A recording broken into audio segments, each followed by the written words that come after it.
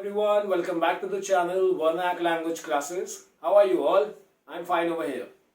First of all, thank you so much for taking the channel to nearly 2000 subscribers in a single day. I'm really grateful for all the students who have joined recently, and I'll try my best to give everything to you guys so that your English preparation goes up to the sky and you never face any difficulties after watching the videos. Let's begin. Today we'll be covering one very important topic of English language and the English examination जो सारे ही बच्चे बहुत बार face करते हैं, वो है how to write the answers.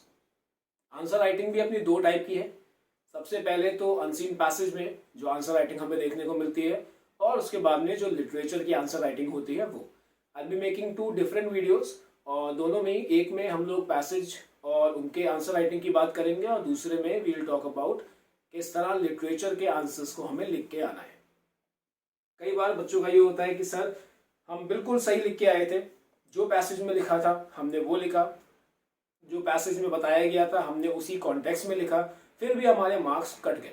ऐसा क्यों हुआ, इसका रीज़न क्या है और कैसे आप इस चीज़ से बच सकते हो, वो सारी बातें आज हम लोग यहाँ पे करेंगे। So let's begin. सबसे पहला जो हमारा पॉइंट सबसे मेन है वो है how to read the passage correctly. Yes, सबसे इंपॉर्टेंट और सबसे क्रूशियल टाइम होता है हमारा जब हम पैसेज को पढ़ रहे होते हैं। आपको 3 घंटे मिलते हैं पेपर के लिए, और पेपर स्टार्ट होने से पहले 15 मिनट्स प्रायर आपको क्वेश्चन पेपर रीडिंग के लिए मिल जाता है। उस 15 मिनट का यूज आपको सही तरीके से करना है। अगर आपने नहीं किया, you will be losing out on many things later on in the paper. अब उसमें करना क्या है वो सुन लो। आपको पेपर मिला, आपको 4 मिनट का टाइम लेना है, जस्ट 4 मिनट्स। 4 मिनट्स में what you have to do, you have to passively read the whole question paper. Passive reading मतलब चंपकलाल गढ़ा वाली रीडिंग। न्यूज़पेपर पकड़ा और ऐसे ऐसे ऐसे ऐसे ऐसे पूरा स्कैन कर दिया। आपको वही चीज करनी है अपने क्वेश्चन पेपर के साथ। Just 4 minutes. अपने आप को एक लिमिट दो कि मैं 4 मिनट के अंदर पूरा क्वेश्चन पेपर रीड करके खत्म करूंगा। पैसिव रीडिंग करनी है। पैसिव रीडिंग से क्या होगा, that you will get an idea about the question paper and the content that it is carrying. 4 minute के बाद में बचे हमारे पास में 11 मिनट्स। इन 11 मिनट्स में आपको क्या करना है, सबसे पहले आ जाओ पहले वाले पैसेज पे। दिक्कत क्या होती है, बच्चे अक्सर उन 15 मिनट्स में दोनों पैसेजेस को बड़े ही ध्यान से पढ़ते हैं, बहुत डीपली पढ़ते हैं, बाकी क्वेश्चन पेपर को भी पढ़ते हैं, देखते हैं, समझते हैं, ये सोचते हैं कि मैं कौन सा सेक्शन बढ़िया से करूंगा, कौन सा सेक्शन मेरा वीक रहेगा, क्या क्वेश्चन मुझे आते हैं, कौन से क्वेश्चन मुझे नहीं आते हैं। आपको ये सब करके टाइम वेस्ट नहीं करना है। Be very clear with your approach. आपने 4 मिनट्स में क्वेश्चन पेपर को पैसिवली रीड किया, बचे 11 मिनट्स। अब इसमें आपको क्या करना है, you have to come to the first passage. सबसे वाले पहले पैसेज पे आया, सबसे वाले पहले पैसेज पे आपको क्या करना है, that you have to read the questions first. ध्यान रखना, क्वेश्चंस को पढ़ना है पहले, पैसेज को नहीं। पैसेज मत पढ़ना, रीड द क्वेश्चंस फर्स्ट, क्योंकि 1 लाइनर्स के क्वेश्चन होते हैं, उन पे आप इजीली उनको मेमोराइज कर सकते हो। इसे हम लोग बोलते हैं फ्लैश मेमोरी। फ्लैश मेमोरी वो होती है कि जब आप कोई भी चीज को फटाफट से याद करो, 5-10 मिनट तक वो याद रहे और उसके बाद में आप भूल जाओ। फॉर एग्जाम्पल, कोई मोबाइल नंबर आप याद करते हो कहीं पे टाइप करने के लिए, कोई आप कोड याद करते हो कहीं पे टाइप करने के लिए, ये सारी चीजें आप याद करते हो, फिल करते हो, और उसके कुछ ही देर बाद आप भूल जाते हो। That is what flash memory is. तो यहाँ पे आपकी फ्लैश मेमोरी बहुत काम में आएगी। आपने क्वेश्चंस पढ़ लिए सारे के सारे। क्वेश्चंस पढ़ने के बाद में आपको एक थोड़ा सा आइडिया मिल गया कि यार पैसेज किस बारे में हो सकता है। उसके बाद में क्या करना है, go back to the passage. Passage पे आओगे, पैसेज की भी कौन सी वाली रीडिंग करनी है, पैसिव रीडिंग, मतलब कि चंपकलाल रीडिंग। आपने रीडिंग करी, पैसिव रीडिंग करी, आपको थोड़ी और अंडरस्टैंडिंग मिली कि भाई चलो इस पैसेज में इस बारे में बात हो रही है। अब जब आपने पैसिव रीडिंग कर ली तो इससे फायदा क्या हुआ, आपको 2, 3 या 4 आंसर्स भी मिल सकते हैं, क्योंकि जब आपने क्वेश्चंस पढ़े थे उसमें कई सारे वर्ड्स थे, आपने भले ही ध्यान ना दिया हो लेकिन आपके ब्रेन ने उन वर्ड्स को रिकॉर्ड किया था। आपको जब वो वर्ड्स मिले और वही वर्ड्स जब आपको यहाँ फर्स्ट पैसेज में मिले तो ये क्या हो गए, आइडेंटिकल वर्ड्स। आपको फटाफट से उन्हें मार्क कर लेना है। मार्किंग के बाद में जब आप दोबारा क्वेश्चंस पढ़ने जाओगे, एक बार फिर से क्वेश्चन की तरफ देखोगे, just to match the answers, just to start finding the answers. आपने क्वेश्चंस पढ़े एक बार फिर, और जब दोबारा आप पैसेज पे आए, then you will do active reading of the passage. Active reading से मेरा मतलब ध्यान से पैसेज को पढ़ना है, जल्दी जल्दी में नहीं। You have to read the whole passage line by line. अच्छे से पैसेज को पढ़ो, समझो कहाँ कहाँ पे आंसर्स मिल रहे हैं, कहाँ कहाँ पे पॉसिबिलिटी है आंसर होने की, आपको वहां पे मार्क करना है।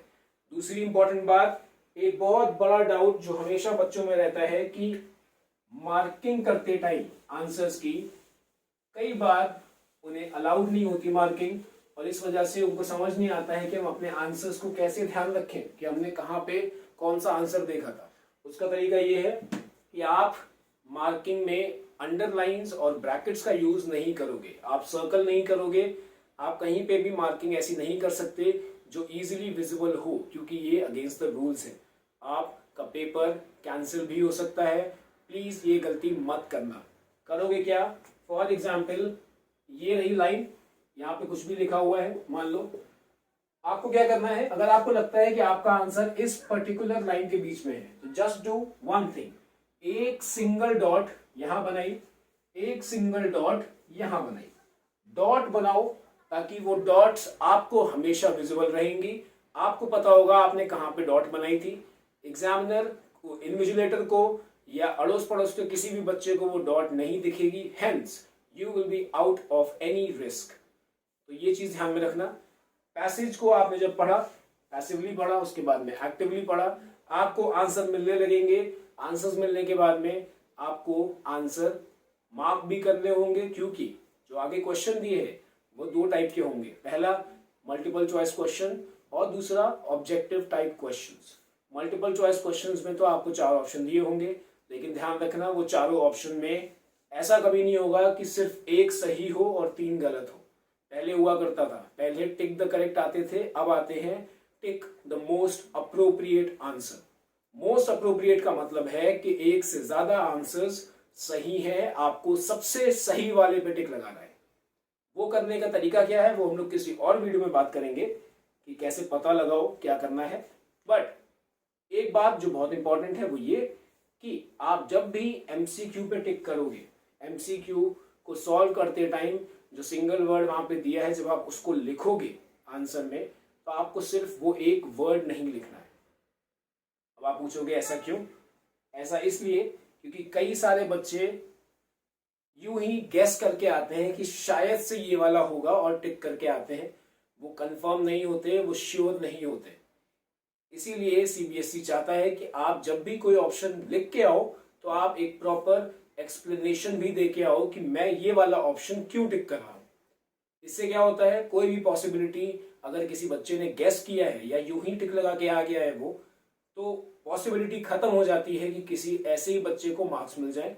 इसीलिए ये नया एक तरीका इंट्रोड्यूस किया गया है सीबीएसई की तरफ से, जस्ट टू मेक श्योर कि उन्हीं बच्चों को मार्क्स मिले जिनको एक्चुअली में पैसेज समझ में आया है।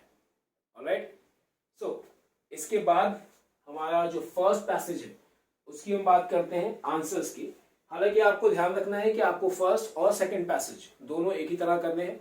जैसे मैंने बताया, पहले क्वेश्चन पढ़ो, फिर पैसेज पढ़ो पैसिवली, उसके बाद में एक बार फिर से क्वेश्चंस को देखो एंड वापस से पैसेज पढ़ने आओ, but this time read actively. अच्छे से पैसेज को पढ़ना है ताकि आपको समझ में आए सब कुछ। ऑलराइट, अब बात करते हैं हम लोग आंसर मेकिंग की। सबसे इंपॉर्टेंट पार्ट सभी बच्चों के लिए जिनको आंसर मेकिंग में दिक्कत आती है। आंसर मेकिंग के लिए मैं आपको कुछ ओपनिंग की लाइंस बता रहा हूं। ओपनिंग की लाइंस का बेनिफिट क्या है? ओपनिंग की लाइंस आपके आंसर को काफी अट्रैक्टिव बनाएंगी, और जब एग्जामिनर आपकी आंसर शीट को चेक करेगा तब ही विल बी स्माइलिंग, थोड़ा सा उसको अच्छा लगेगा कि चलो बच्चे ने कम से कम एक प्रेजेंटेबल आंसर शीट छोड़ी है चेक करने के लिए। ऐसा नहीं होगा कि उसको आपका आंसर पढ़ के बड़ा गुस्सा आए या बड़ा फ्रस्ट्रेशन हो कि आपने पता ही नहीं क्या क्या लिखा हुआ है। तो हमें ध्यान रखना है कि जब भी हम अपना आंसर लिखें तो इतना लिखें कि सामने वाले को पढ़ने में अच्छा लगे, समझ में आए और इजीली वो मार्क्स दे सके। ओपनिंग के लिए क्या करोगे, मैं कुछ लाइंस लिख रहा हूं यहाँ पे, फटाफट से नोट डाउन कर लेना। सबसे पहला, अकॉर्डिंग टू द पैसेज, आप इससे ओपनिंग कर सकते हो अपने आंसर्स की। Second, as per the passage, आप इससे भी अपनी ओपनिंग कर सकते हो पैसेज की, आंसर्स की। अब इन दो के अलावा और भी कई सारे ऑप्शन हैं, जैसे कि अकॉर्डिंग टू या फिर एज पर पैरा, और ये ब्रैकेट में आपने यहाँ पे नंबर दे दिया। अब ये पैरा मतलब कि पैराग्राफ। पैराग्राफ आपको जो भी पैसेज मिलता है उसके लेफ्ट साइड में आप देखो अगर, तो वहां पे नंबर्स दिए होते हैं। नंबर्स होते हैं टोटल नंबर ऑफ लाइंस के, कौन से पैराग्राफ में कितनी लाइंस हैं वो मेंशन होता है वहां पे। और आप पैराग्राफ खुद काउंट कर सकते हो कि कौन सा वाला पैराग्राफ है ये। कई जगहों पे लाइंस मेंशन नहीं होती लेकिन पैराग्राफ का नंबर मेंशन होता है। और ये तो बात हो गई हमारी पैराग्राफ की। एक और बड़ी इंपॉर्टेंट बात है वो ये कि आपको जब भी सिनोनिम या एंटोनिम्स के आंसर करने होते हैं, या फिर अगर कोई भी ऐसा आंसर है जो किसी एक पर्टिकुलर लाइन के अंदर है, तो आप उसका आंसर कुछ इस तरह कर सकते हो। आपने पैराग्राफ डाला, कॉमा लगाया और आगे लिख दिया लाइन एंड उसका नंबर। इससे क्या होता है, आप बहुत क्लियरली बता देते हो कि मैंने अपना आंसर इस पैराग्राफ की इस पर्टिकुलर लाइन से निकाला है। और ये आप तब कर पाते हो अगर आप बहुत ज्यादा कॉन्फिडेंट हो। और कॉन्फिडेंस कैसे आएगा, वो आएगा प्रैक्टिस से। तो प्लीज आप इन ओपनिंग्स को यूज करें। इसके बाद में जब आप आंसर लिखेंगे, आंसर्स में देखो पहले के टाइम पे लोग पैसेज से कॉपी पेस्ट कर दिया करते थे, आंसर मार्क्स मिल जाते थे, लेकिन अब वो चीज नहीं होती है। The board wants you to read the passage, understand the passage and write the answer in your own words. अपने वर्ड्स में लिखने का मतलब ये नहीं है कि आप सीता को गीता बना दो। उसका मतलब ये है कि सीता रहेगी सीता, लेकिन सीता के जो घर के नाम है आप उनको भी बताओ। मतलब कि फैक्ट को बदलना नहीं है, फैक्ट वहीं रहेगा पर आपके अपने वर्ड्स में। और अपने वर्ड्स का मतलब ये नहीं है कि आप पता ही नहीं कहाँ से इंग्लिश लेके आ रहे हो। नो, आपको बहुत बेसिक इंग्लिश यूज करनी है। पैसेजेस में थोड़ी एडवांस इंग्लिश होगी, आपको बेसिक इंग्लिश यूज करके उसका आंसर लिखना है। जस्ट मेक श्योर कि आपके उस आंसर में एक बहुत इंपॉर्टेंट इंग्रेडिएंट होना चाहिए, और वो होते हैं हमारे की वर्ड्स। इनका सारा का सारा रोल होता है मार्क्स में। कीवर्ड्स, जैसे कि कोई लाइन में एक वर्ड को बार बार यूज किया गया हो, उस पर स्ट्रेस दिया गया हो या उसके बारे में बताया गया हो, तो वो क्या बन गया, कीवर्ड बन गया। आपको ने अगर उसको यूज कर लिया तो एग्जामिनर को लगेगा कि ठीक है, this student read the question paper, read the passage and understood the passage, और आपके मार्क्स कहीं भी नहीं गए। समझ में आ गई? तो प्लीज ध्यान रखना, ओपनिंग देनी है, क्योंकि बिना ओपनिंग के कोई मूवी नहीं चलती, कोई इनिंग्स नहीं चलती। इन द सेम वे आपका एग्जाम भी नहीं चलेगा अगर ओपनिंग नहीं दोगे तो। दूसरी बात, कीवर्ड्स, इनका ध्यान रखना। जितने ज्यादा कीवर्ड्स यूज करोगे आंसर्स के लिए उतना बढ़िया है, उतना ही आपको अच्छे मार्क्स मिलेंगे। That is a 100% guaranteed thing. इसके अलावा एक चीज, बहुत जरूरी चीज है, जो मुझे शायद से स्टार्टिंग में ही बोल देनी चाहिए थी लेकिन शायद मैं भूल गया, आई डोंट नो। हाँ, अब बोल देता हूँ। वो ये है कि कई बच्चे ना जब 15 मिनट्स मिलते हैं क्वेश्चन पेपर से पहले, उसमें बच्चे पूरा पेपर पढ़ते हैं बड़ी अच्छे से, और सबसे पहले जाके पढ़ते हैं लिटरेचर। उसको देखते जरूर है। उसमें अगर कोई ऐसा क्वेश्चन दिख गया जो बहुत ही खतरनाक भयंकर है, उसको देखने के बाद में जब आप पैसेज पे आते हो तो आंखें पैसेज पे और दिमाग कहाँ है, उस भयंकर वाले क्वेश्चन पे। आप सोच रहे हो कि हे भगवान, वो तो मुझे आता नहीं, मेरे 5 नंबर गए, मेरे 4 नंबर गए, मेरे 3 नंबर गए, अब मैं क्या करूंगा, मुझे तो वो पूरा सेक्शन ही नहीं आता है, उसमें पता ही नहीं क्या लिखा हुआ है, अब्बा डब्बा जब्बा हो गया सब कुछ। इस टाइम पे आप ना तो पैसेज कर पाते हो और ना ही आप लिटरेचर को करने की हिम्मत जुटा पाते हो।